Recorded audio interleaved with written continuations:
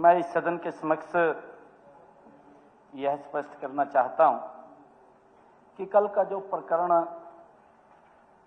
में शामिल हमारे कुछ हरियाणा सरकार के विभागों का पैसा था और बोर्ड कॉरपोरेशनों सहित संपूर्ण राशि मात्र 24 घंटे के अंदर अंदर हमारी सारी राशि वो वापिस हमारे खातों में जमा हो गई है, जो वो राशि गई है। माननीय अध्यक्ष जी, लगभग बैंक द्वारा 556 करोड़ रुपए जमा कराए गए थे, जिसमें लगभग 22 करोड़ रुपया ब्याज का भी हमने लिया। जो ब्याज था वो भी वापिस आ गया, उसको भी हमने जमा, ये हो गया है। और उस पूरे पैसे की रिकवरी भी हमने मात्र 24 घंटे के अंदर कर ली है। बैंक ने यह भी माननीय अध्यक्ष जी अवगत कराया है कि यह प्रकरण मुख्य रूप से बैंक की एक ही शाखा चंडीगढ़, क्योंकि बैंक से भी पूछा गया है, बैंक की एक शाखा चंडीगढ़ के 4-5 मिडिल और लोअर क्लास के कर्मचारी थे, जिन्होंने मिली भगत करके इस बात को अंजाम दिया।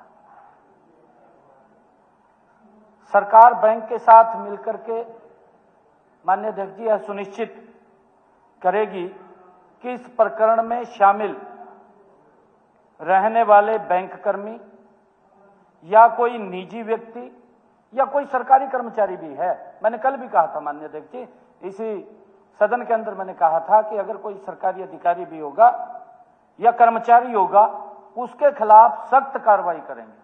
मैं आज उस बात को रिपीट कर रहा हूं। इस मामले में संलिप्त किसी भी व्यक्ति को कोई बख्शने का सवाल नहीं है माननीय अध्यक्ष जी, क्योंकि आज देश के अंदर नरेंद्र मोदी जी जैसा मजबूत चौकीदार यही तो सुरक्षा कर रहा है। भी सरकार के पैसे की तरफ कोई देख भी ना सके, कोई झांक भी ना सके। ये हरियाणा प्रदेश के 2 करोड़ 80 लाख लोगों की मेहनत का पैसा है, उनके वेलफेयर पे खर्च होगा, उसकी तरफ कोई गलत आंख से कैसे देख सकता है? उसके खिलाफ सख्त कार्रवाई हमारी सरकार करेगी। मैंने कल ही कहा था माननीय अध्यक्ष जी। इसके अलावा सदन की जानकारी में मैं यह भी लाना चाहता हूं कि हमने वित्त सचिव के अध्यक्षता में एक हाई लेवल कमेटी भी बनाई। मैंने कल घोषणा की थी माननीय अध्यक्ष जी, प्रेस के अंदर घोषणा की थी मैंने कहा था कि हम एक हाई लेवल कमेटी बनाएंगे जो न केवल इस प्रकरण में शामिल अधिकारियों कर्मचारियों की जवाबदेही तय करेगी, बल्कि ऐसे सुझाव भी ये कमेटी देगी जिससे भविष्य में इस प्रकार की स्थिति न बन सके जो स्थिति आज बनी है।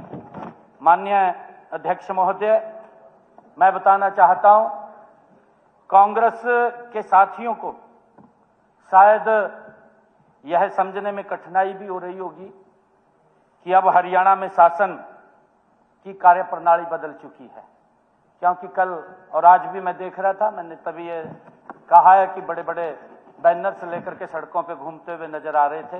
भी बड़ा घोटाला हो गया, बहुत ज्यादा भ्रष्टाचार हो गया।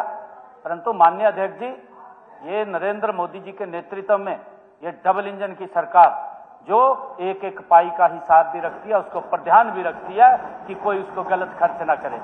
माननीय अध्यक्ष जी, हमारे विपक्षी साथियों को शायद इस बारे में जानकारी नहीं है कि अब हरियाणा की शासन प्रणाली भी वो पूरी रूप से बदल चुकी है।